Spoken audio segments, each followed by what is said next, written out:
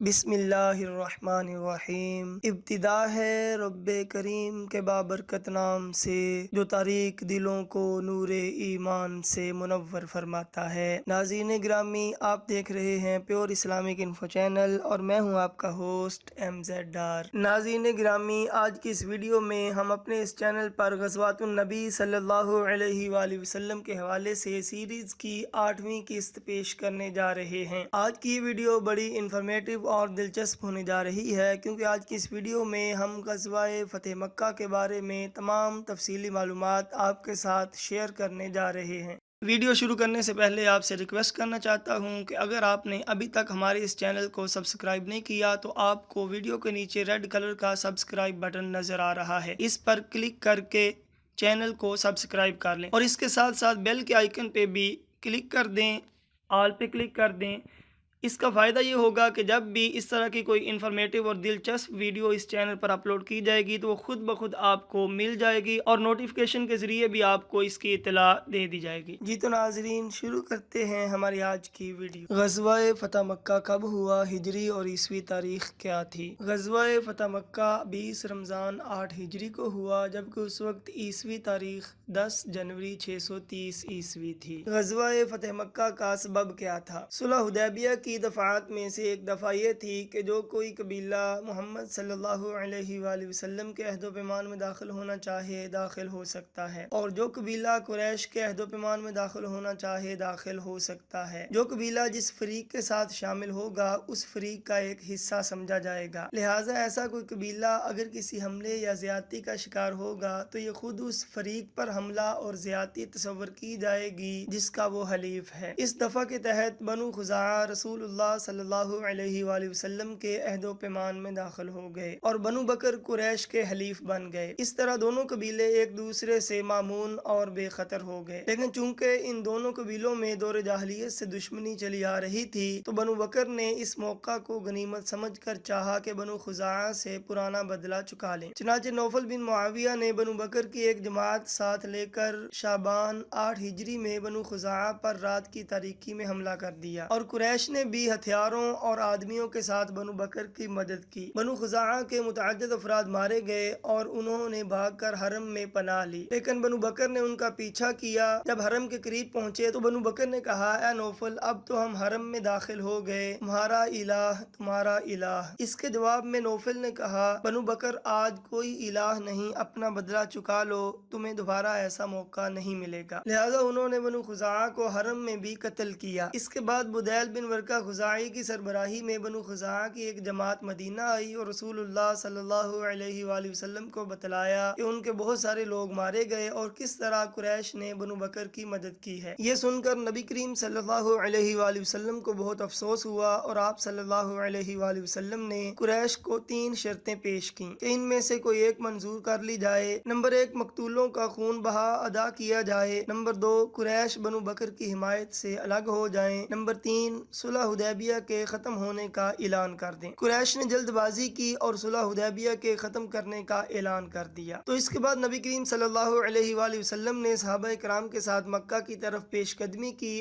اور مکہ فتح ہوا۔ قریش کے کس آدمی نے صلح حدیبیہ کے ختم ہونے کا اعلان کیا؟ قرطہ بن عمر نامی شخص نے صلح حدیبیہ کے ختم ہونے کا اعلان کیا۔ قریش کو جب اپنی بدعہدی کا احساس ہوا تو انہوں نے تجدید صلح کے لیے کس کو مدینہ بھیجا؟ قریش کو جلد ہی اپنی بدعہدی کا احساس ہو گیا اور انہوں نے تجدید صلح کے لیے ابو سفیان کو مدینہ بھیجا۔ ابو سفیان مدینہ آنے کے بعد سب سے پہلے کہاں گیا؟ ابو سفیان مدینہ پہنچنے کے بعد سب سے پہلے اپنی صاحبزادی ام المومنین حضرت ام حبیبہ رضی اللہ تعالی عنہا کے گھر گیا۔ جب ابو سفیان حضور صلی اللہ علیہ وآلہ وسلم کے بستر پر بیٹھنے لگا تو انہوں نے فوراً بستر اٹھا دیا۔ ابو سفیان نے پوچھا، بیٹی، کیا یہ بستر میرے لائق نہیں یا میں اس بستر کے لائق نہیں؟ انہوں نے کہا، یہ رسول اللہ صلی اللہ علیہ وآلہ وسلم کا بستر ہے اور تم ناپاک اور مشرک ہو۔ اس کے بعد ابو سفیان کہاں گیا؟ پھر ابو سفیان رسول اللہ صلی اللہ علیہ وآلہ وسلم کے پاس گیا، آپ سے تجدید صلح کے حوالہ سے گفتگو کی، لیکن آپ نے اسے کوئی جواب نہ دیا۔ تجدید صلح کے لیے ابو سفیان نے کن صحابہ سے سفارش کرنے کا کہا اور اسے کیا جواب ملا؟ نبی کریم صلی اللہ علیہ وآلہ وسلم سے گفتگو کرنے کے بعد ابو سفیان حضرت ابو بکر صدیق رضی اللہ تعالیٰ عنہ کے پاس گیا اور ان سے کہا کہ رسول اللہ صلی اللہ علیہ وآلہ وسلم سے گفتگو کریں۔ انہوں نے کہا میں ایسا نہیں کر سکتا۔ پھر حضرت عمر رضی اللہ تعالیٰ عنہ کے پاس گیا اور سفارش کرنے کا کہا تو انہوں نے فرمایا بھلا میں تم لوگوں کے لیے رسول اللہ صلی اللہ علیہ وآلہ وسلم سے سفارش کروں گا؟ خدا کی قسم اگر مجھے لکڑی کے ٹکڑے کے سوا کچھ دستیاب نہ ہو تو میں اسی کے ذریعے تم سے جہاد کروں گا۔ اس کے بعد ابو سفیان حضرت علی رضی اللہ تعالیٰ عنہ کے پاس گیا اور حضرت فاطمہ رضی اللہ تعالیٰ عنہا بھی وہاں پہ موجود تھیں۔ اس نے حضرت علی رضی اللہ تعالیٰ عنہ سے سفارش کرنے کا کہا لیکن انہوں نے انکار کر دیا۔ اسی طرح اس نے حضرت فاطمہ رضی اللہ تعالیٰ عنہا سے سفارش کرنے کا کہا تو آپ نے بھی انکار کر دیا اور یوں ابو سفیان ناکام و نامراد مکہ واپس لوٹ گیا۔ مکہ کی طرف روانگی کے ارادے اور تیاریوں کو اہل مکہ سے کس طرح پوشیدہ رکھا گیا؟ نبی کریم صلی اللہ علیہ وآلہ وسلم نے چاہا کہ اہل مکہ کو مسلمانوں کی روانگی کا علم نہ ہو سکے۔ اس کے لیے آپ صلی اللہ علیہ وآلہ وسلم نے دعا فرمائی اے اللہ جاسوسوں اور خبروں کو قریش تک پہنچنے سے روک لے تاکہ ہم ان کے علاقے میں ان کے سر پر ایک دم جا پہنچیں۔ اس کے ساتھ ساتھ ایک تدبیر یہ فرمائی کہ رمضان المبارک کے مہینے کے شروع میں 8 ہجری میں حضرت ابو قتادہ ربعی رضی اللہ تعالیٰ عنہ کی قیادت میں 8 آدمیوں کو بطن عدم کی طرف روانہ فرمایا۔ مقصد یہ تھا کہ لوگ سمجھیں کہ آپ اسی علاقے کا رخ کریں گے اور یہی خبریں ادھر ادھر بھی پھیلیں کہ شاید رسول اللہ صلی اللہ علیہ وآلہ وسلم بطن عدم کی طرف جانے کی تیاریاں کر رہے ہیں۔ اس صحابی نے خط بھیج کر قریش کو نبی کریم صلی اللہ علیہ وآلہ وسلم کی روانگی کی اطلاع دینے کی کوشش کی تھی۔ حضرت حاتب بن ابی بلتہ رضی اللہ تعالی عنہ نے قریش کو ایک رکا لکھ کر یہ اطلاع بھیجی کہ رسول اللہ صلی اللہ علیہ وآلہ وسلم حملہ کرنے والے ہیں۔ انہوں نے یہ رکا ایک عورت کو دیا اور اسے قریش تک پہنچانے کے لیے معاوضہ بھی دیا۔ عورت سر کی چوٹی میں رکا چھپا کر روانہ ہوئی لیکن رسول اللہ صلی اللہ علیہ وآلہ وسلم کو وحی کے ذریعے حضرت حاتب رضی اللہ تعالیٰ عنہ کی اس حرکت کی خبر دے دی گئی۔ چنانچہ آپ صلی اللہ علیہ وآلہ وسلم نے حضرت علی، حضرت مقداد، حضرت زبیر اور حضرت ابو مرثد غنوی رضی اللہ تعالیٰ عنہم کو یہ کہہ کر بھیجا کہ جاؤ روضہ خاک پہنچو، وہاں ایک ہودج نشین عورت ملے گی جس کے پاس قریش کے نام ایک رکا ہوگا۔ یہ حضرات گھوڑوں پر سوار تیزی سے روانہ ہوئے، وہاں پہنچے تو عورت موجود تھی۔ اس سے کہا کہ وہ نیچے اترے اور پوچھا کہ تمہارے پاس کوئی خط ہے، اور پھر اس سے خط لے کر رسول اللہ صلی اللہ علیہ وآلہ وسلم کے پاس پہنچے۔ دیکھا تو اس میں تحریر تھا حاتب بن ابی بلتہ کی طرف سے قریش کی جانب، پھر قریش کو رسول اللہ صلی اللہ علیہ وآلہ وسلم کی روانگی کی خبر دی تھی۔ رسول اللہ صلی اللہ علیہ وآلہ وسلم نے حضرت حاتب رضی اللہ تعالیٰ عنہ کو بلا کر پوچھا کہ حاتب یہ کیا ہے؟ انہوں نے کہا اے اللہ کے رسول صلی اللہ علیہ وآلہ وسلم میرے خلاف جلدی نہ فرمائیں، خدا کی قسم اللہ اور اس کے رسول پر میرا ایمان ہے، میں نہ تو مرتد ہوا ہوں اور نہ مجھ میں تبدیلی آئی ہے۔ بات صرف اتنی ہے کہ میرے اہل و عیال اور بال بچے مکہ میں ہیں لیکن قریش سے میری کوئی قرابت نہیں کہ وہ میرے بال بچوں کی حفاظت کریں۔ اس کے برخلاف دوسرے لوگ جو آپ کے ساتھ ہیں وہاں ان کے قرابت دار ہیں، ان کے رشتہ دار ہیں جو ان کے بال بچوں کی حفاظت کریں گے۔ اس لیے جب مجھے یہ چیز حاصل نہ تھی تو میں نے چاہا کہ ان پر ایک احسان کر دوں جس کے عوض وہ میرے قرابت داروں کی حفاظت کریں۔ اس پر حضرت عمر رضی اللہ تعالیٰ عنہ نے عرض کی یا رسول اللہ صلی اللہ علیہ وآلہ وسلم مجھے چھوڑیے، میں اس کی گردن مار دوں، کیونکہ اس نے اللہ اور اس کے رسول صلی اللہ علیہ وآلہ وسلم کے ساتھ خیانت کی ہے اور یہ منافق ہو گیا ہے۔ رسول اللہ صلی اللہ علیہ وآلہ وسلم نے فرمایا دیکھو یہ جنگ بدر میں حاضر ہو چکا ہے، اور عمر تمہیں کیا پتا، ہو سکتا ہے اللہ نے اہل بدر کو دیکھ کر کہا ہو تم لوگ جو چاہو کرو، میں نے تمہیں بخش دیا۔ یہ سن کر حضرت عمر رضی اللہ تعالیٰ عنہ کی آنکھیں اشک بار ہو گئیں اور انہوں نے عرض کی اللہ اور اس کے رسول صلی اللہ علیہ وآلہ وسلم بہتر جانتے ہیں۔ نبی کریم صلی اللہ علیہ وآلہ وسلم مکہ کی طرف کب روانہ ہوئے؟ دن کون سا تھا؟ نبی کریم صلی اللہ علیہ وآلہ وسلم 10 رمضان 8 ہجری بروز بدھ کو مکہ کی طرف روانہ ہوئے۔ نبی کریم صلی اللہ علیہ وآلہ وسلم کے ساتھ لشکر کی تعداد کتنی تھی؟ نبی کریم صلی اللہ علیہ وآلہ وسلم کے ساتھ لشکر کی تعداد 10,000 تھی۔ مدینہ میں نائب کس کو مقرر کیا گیا؟ مدینہ میں حضرت ابو رحم کلثوم بن حسین غفاری رضی اللہ تعالی عنہ کو نائب مقرر کیا گیا۔ ازواج مطہرات میں سے کون سی زوجہ نبی کریم صلی اللہ علیہ وآلہ وسلم کے ساتھ تھیں؟ ازواج مطہرات میں سے حضرت ام سلمہ رضی اللہ تعالی عنہا نبی کریم صلی اللہ علیہ وآلہ وسلم کے ہمراہ تھیں۔ مقام ذوالحلیفہ میں نبی کریم صلی اللہ علیہ وآلہ وسلم کی کس سے ملاقات ہوئی؟ جب نبی کریم صلی اللہ علیہ وآلہ وسلم مقام ذوالحلیفہ میں پہنچے تو حضرت حضرت عباس رضی اللہ تعالیٰ عنہ سے ملاقات ہوئی، وہ مسلمان ہو کر اپنے بال بچوں سمیت ہجرت کر کے آ رہے تھے۔ جب نبی کریم صلی اللہ علیہ وآلہ وسلم مقام ابوا میں پہنچے تو کس سے ملاقات ہوئی؟ جب نبی کریم صلی اللہ علیہ وآلہ وسلم مقام ابوا میں پہنچے تو آپ کے چچیرے بھائی ابو سفیان بن حارث اور پھپھی زاد بھائی عبداللہ بن امیہ آپ سے ملے۔ آپ صلی اللہ علیہ وآلہ وسلم نے ان دونوں کو دیکھ کر منہ پھیر لیا، کیونکہ یہ دونوں آپ صلی اللہ علیہ وآلہ وسلم کو سخت اذیت پہنچایا کرتے تھے اور آپ کی ہجو کیا کرتے تھے۔ یہ دیکھ کر حضرت ام سلمہ رضی اللہ تعالی عنہا نے عرض کیا کہ ایسا نہیں ہونا چاہیے کہ آپ صلی اللہ علیہ وآلہ وسلم کے چچیرے بھائی اور پھپھی زاد بھائی ہی آپ کے یہاں سب سے بدبخت ہوں۔ ادھر حضرت علی رضی اللہ تعالیٰ عنہ نے ابو سفیان بن حارث کو سکھایا کہ تم رسول اللہ صلی اللہ علیہ وآلہ وسلم کے سامنے جاؤ اور وہی کہو جو حضرت یوسف علیہ السلام کے بھائیوں نے ان سے کہا تھا، تاللہ لقد آثرک اللہ علینا وان کننا لخاطئین، خدا کی قسم اللہ نے آپ کو ہم پر فضیلت بخشی اور یقیناً ہم ہی خطا کار تھے، کیونکہ آپ صلی اللہ علیہ وآلہ وسلم یہ پسند نہیں کریں گے کہ کسی اور کا جواب آپ سے عمدہ ہو۔ چنانچہ ابو سفیان نے یہی کیا اور جواب میں فوراً رسول اللہ صلی اللہ علیہ وآلہ وسلم نے فرمایا، لا تثریب علیکم اليوم یغفر اللہ لکم وہو ارحم الراحمین، آج تم پر کوئی سرزنش نہیں، اللہ تمہیں بخش دے اور وہ ارحم الراحمین ہے۔ نبی کریم صلی اللہ علیہ وآلہ وسلم اور صحابہ کرام نے کس مقام پر پہنچ کر روزہ توڑ دیا؟ نبی کریم صلی اللہ علیہ وآلہ وسلم اور صحابہ کرام روزے سے تھے، لیکن اسفان اور قدید کے درمیان قدید نامی چشمے پر آپ صلی اللہ علیہ وآلہ وسلم نے روزہ توڑ دیا اور آپ کو دیکھ کر صحابہ کرام رضوان اللہ علیہم اجمعین نے بھی روزہ توڑ دیا۔ نبی کریم صلی اللہ علیہ وآلہ وسلم نے کس جگہ قیام فرمایا اور لوگوں کو کیا حکم دیا؟ مر الزہران پہنچ کر وادی فاطمہ میں نبی کریم صلی اللہ علیہ وآلہ وسلم نے قیام فرمایا اور لوگوں کو حکم دیا کہ وہ الگ الگ آگ جلائیں تاکہ کفار پر ہیبت بیٹھ جائے۔ نبی کریم صلی اللہ علیہ وآلہ وسلم نے پہرے پر کس صحابی کو مقرر فرمایا؟ نبی کریم صلی اللہ علیہ وآلہ وسلم نے حضرت عمر بن خطاب رضی اللہ تعالیٰ عنہ کو پہرے پر مقرر فرمایا۔ ابو سفیان کس طرح نبی کریم صلی اللہ علیہ وآلہ وسلم کی بارگاہ میں پہنچا اور اپنے لیے امان حاصل کی؟ مر الزہران میں پڑاؤ ڈالنے کے بعد حضرت عباس رضی اللہ تعالیٰ عنہ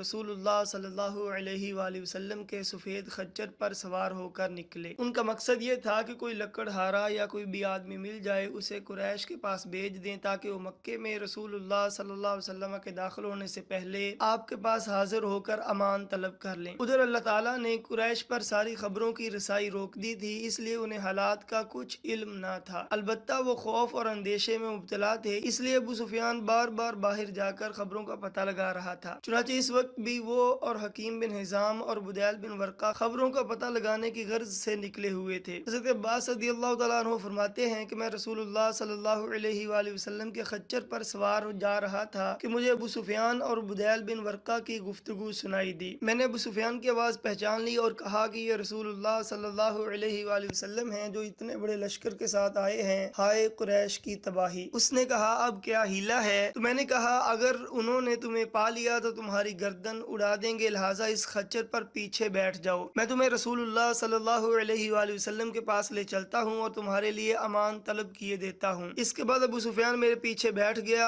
اور اس کے دونوں ساتھی واپس چلے گئے۔ حضرت عباس رضی اللہ تعالیٰ عنہ کہتے ہیں کہ میں ابو سفیان کو لے کر چلا، جب کسی الاؤ کے پاس سے گزرتا تو لوگ کہتے کون ہے، مگر جب دیکھتے کہ رسول اللہ صلی اللہ علیہ وآلہ وسلم کا خچر ہے اور میں اس پر سوار ہوں تو کہتے کہ رسول اللہ صلی اللہ علیہ وسلم کے چچا ہیں اور آپ کے خچر پر ہیں۔ یہاں تک کہ میں عمر بن خطاب رضی اللہ تعالیٰ عنہ کے الاؤ کے پاس سے گزرا، انہوں نے کہا کون ہے اور اٹھ کر میری طرف آئے۔ جب پیچھے ابو سفیان کو دیکھا تو کہنے لگے ابو سفیان اللہ کا دشمن، اللہ کی حمد ہے کہ اس نے بغیر عہد و پیمان کے تجھے ہمارے قابو میں کر دیا۔ اس کے بعد وہ نکل کر رسول اللہ صلی اللہ علیہ وآلہ وسلم کی طرف دوڑے اور میں نے بھی خچر کو ایڑ لگائی۔ میں آگے بڑھ گیا اور خچر سے کود کر رسول اللہ صلی اللہ علیہ وآلہ وسلم کے پاس جا گھسا۔ اتنے میں عمر بن خطاب بھی گھس آئے اور بولے کہ اے اللہ کے رسول صلی اللہ علیہ وآلہ وسلم، یہ ابو سفیان ہے، مجھے اجازت دیجیے میں اس کی گردن اڑا دوں۔ حضرت عباس فرماتے ہیں میں نے کہا اے اللہ کے رسول، میں نے اسے پناہ دے دی ہے۔ جب ابو سفیان کے بارے میں حضرت عمر رضی اللہ تعالیٰ عنہ نے بار بار کہا تو میں نے کہا عمر ٹھہر جاؤ، خدا کی قسم اگر یہ بنی عدی بن کعب کا آدمی ہوتا تو تم ایسی بات نہ کہتے۔ عمر رضی اللہ تعالیٰ عنہ نے کہا عباس ٹھہر جاؤ، خدا کی قسم تمہارا اسلام لانا میرے نزدیک میرے باپ خطاب آپ کے اسلام لانے سے اگر وہ اسلام لاتے تو زیادہ پسندیدہ ہے، اور اس کی وجہ میرے لیے صرف یہ ہے کہ رسول اللہ صلی اللہ علیہ وآلہ وسلم کے نزدیک تمہارا اسلام لانا خطاب کے اسلام لانے سے زیادہ پسندیدہ ہے۔ رسول اللہ صلی اللہ علیہ وسلم نے فرمایا، عباس ابو سفیان کو اپنے ڈیرے پر لے جاؤ، صبح میرے پاس حاضر کرنا۔ صبح میں نے ابو سفیان کو خدمت نبوی صلی اللہ علیہ وآلہ وسلم میں پیش کیا تو آپ صلی اللہ علیہ وآلہ وسلم نے اسے دیکھ کر فرمایا، ابو سفیان تم پر افسوس کہ اب بھی تمہارے لیے وقت نہیں آیا کہ تم یہ جان سکو کہ اللہ کے سوا کوئی الہ نہیں۔ ابو سفیان نے کہا، میرے ماں باپ آپ پر فدا،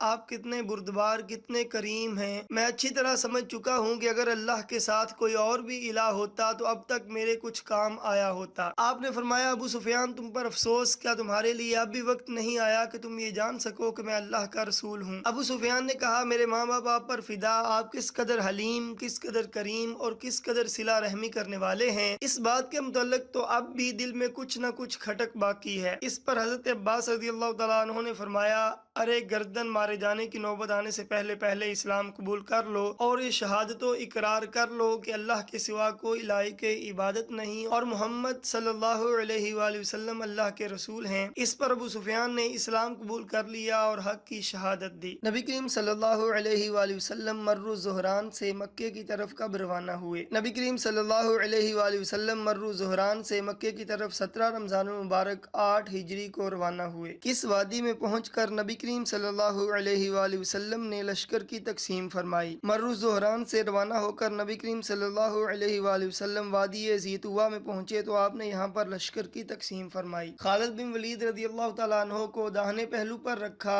اور انہیں حکم دیا کہ مکہ میں زیریں حصے سے داخل ہوں اور اگر قریش میں سے کوئی آڑے آئے تو اسے کاٹ کر رکھ دیں یہاں تک کہ صفا پر آپ سے آ ملیں۔ حضرت زبیر بن العوام رضی اللہ تعالیٰ عنہ بائیں پہلو پر تھے، ان کے ہاتھ میں رسول اللہ صلی اللہ علیہ وآلہ وسلم کا علم تھا۔ آپ نے انہیں حکم دیا کہ مکے میں بالائی حصے سے داخل ہوں اور مقام جہون میں آپ صلی اللہ علیہ وآلہ وسلم کا جھنڈا گاڑ کر آپ کی آمد تک وہیں ٹھہرے رہیں۔ حضرت ابو عبیدہ پیادے پر مقرر تھے، آپ نے انہیں حکم دیا کہ وہ بطن وادی کا راستہ پکڑیں یہاں تک کہ مکے میں رسول اللہ صلی اللہ علیہ وآلہ وسلم کے آگے اتریں۔ قریش کے چند نوجوانوں نے لشکر کے کس حصے کے ساتھ مقابلہ کرنے کی کوشش کی اور اس کا نتیجہ کیا نکلا؟ قریش کے چند نوجوانوں نے اکرمہ بن ابو جہل اور صفوان بن امیہ کی سربراہی میں خندمہ کے مقام پر حضرت خالد بن ولید رضی اللہ تعالیٰ عنہ کے لشکر کا مقابلہ کرنے کی کوشش کی، لیکن اس جھڑپ میں 12 مشرک مارے گئے جبکہ 2 مسلمان حضرت کرز بن جابر الفہری اور خنیس بن خالد بن ربیعہ رضی اللہ تعالیٰ عنہما شہید ہوئے۔ نبی کریم صلی اللہ علیہ وآلہ وسلم جس وقت مکہ میں داخل ہوئے کس سورت کی تلاوت فرما رہے تھے؟ مکہ میں داخلے کے وقت نبی کریم صلی اللہ علیہ وآلہ وسلم سورہ فتح کی تلاوت فرما رہے تھے۔ نبی کریم صلی اللہ علیہ وآلہ وسلم کے ساتھ اونٹ پر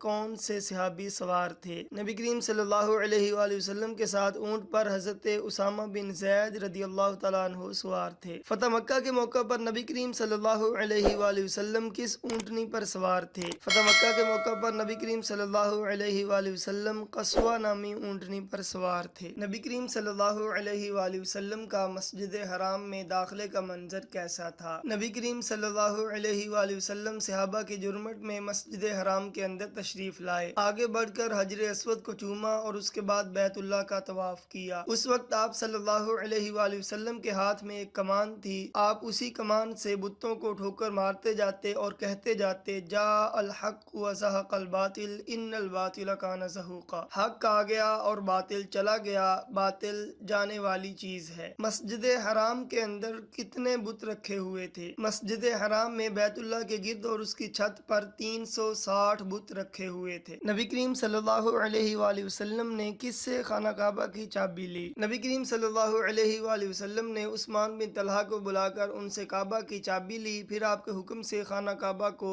کھولا گیا اور آپ اندر تشریف لے گئے۔ خانہ کعبہ کے اندر بنی ہوئی تصویروں کو کس صحابی نے نبی کریم صلی اللہ علیہ وآلہ وسلم کے حکم سے مٹا دیا؟ خانہ کعبہ کے اندر مختلف انبیاء کی تصویریں بنی ہوئی تھی جن کو حضرت عمر رضی اللہ تعالیٰ عنہ نے نبی کریم صلی اللہ علیہ وآلہ وسلم کے حکم سے مٹا دیا۔ خانہ کعبہ میں داخلے کے بعد نبی کریم صلی اللہ علیہ وآلہ وسلم نے اندر سے دروازہ بند کر لیا تو آپ کے ساتھ کون سے صحابہ تھے؟ خانہ کعبہ کے اندر جانے کے بعد نبی کریم صلی اللہ علیہ وآلہ وسلم نے دروازہ بند کر لیا تو آپ کے ساتھ حضرت اسامہ اور حضرت بلال رضی اللہ تعالی عنہما تھے۔ خانہ کعبہ کے اندر نوافل ادا کرنے کے بعد نبی کریم صلی اللہ علیہ وآلہ وسلم نے قریش سے کیا فرمایا؟ نبی کریم صلی اللہ علیہ وآلہ وسلم نے فرمایا، قریش کے لوگوں تمہارا کیا خیال ہے، میں تمہارے ساتھ کیسا سلوک کرنے والا ہوں؟ انہوں نے کہا، آپ کریم بھائی ہیں اور کریم بھائی کے صاحبزادے ہیں۔ آپ صلی اللہ علیہ وآلہ وسلم نے فرمایا، تو میں تم سے وہی بات کہہ رہا ہوں جو حضرت یوسف علیہ السلام نے اپنے بھائیوں سے کہی تھی،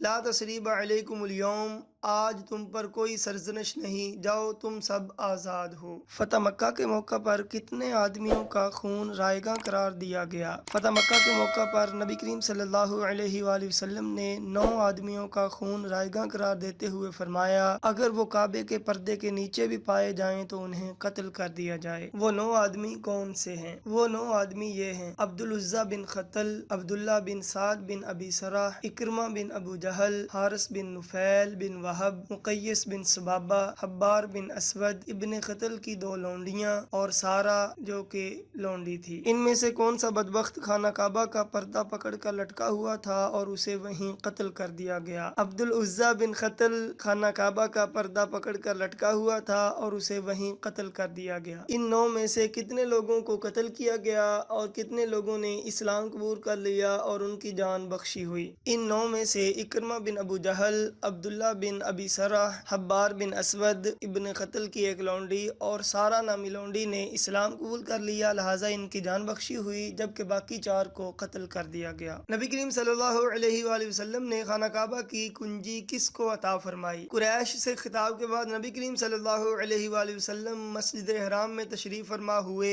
نبی کریم صلی اللہ علیہ وآلہ وسلم نے فرمایا، عثمان بن طلحہ کہاں ہیں؟ انہیں بلایا گیا۔ آپ صلی اللہ علیہ وآلہ وسلم نے فرمایا، عثمان، یہ لو اپنی کنجی، آج کا دن نیکی اور وفاداری کا ہے، اسے ہمیشہ کے لیے لے لو، تم لوگوں سے اسے وہی چھینے گا جو ظالم ہوگا۔ فتح مکہ کے موقع پر سب سے پہلی اذان کس نماز کی دی گئی؟ فتح مکہ کے موقع پر سب سے پہلی اذان نماز ظہر کی دی گئی۔ کس صحابی نے کہاں کھڑے ہو کر اذان دی؟ نبی کریم صلی اللہ علیہ وآلہ وسلم نے حضرت بلال رضی اللہ تعالیٰ عنہ کو حکم دیا کہ کعبے کی چھت پر چڑھ کر اذان دیں۔ حضرت بلال رضی اللہ تعالیٰ عنہ نے کعبے کی چھت پر چڑھ کر اذان دی۔ نبی کریم صلی اللہ علیہ وآلہ وسلم اپنی کس چچا زاد کے گھر تشریف لے گئے اور وہاں 8 رکعت نماز پڑھی؟ نبی کریم صلی اللہ علیہ وآلہ وسلم حضرت ام ہانی بنت ابی طالب کے گھر تشریف لے گئے، وہاں غسل فرمایا اور ان کے گھر میں 8 رکعت نماز پڑھی۔ جب مکہ فتح ہو گیا تو انصار کو کیا اندیشہ لاحق ہوا؟ جب رسول اللہ صلی اللہ علیہ وآلہ وسلم فتح مکہ کی تکمیل فرما چکے تو انصار نے آپس میں کہا، کیا خیال ہے، اب اللہ نے رسول اللہ صلی اللہ علیہ وآلہ وسلم کو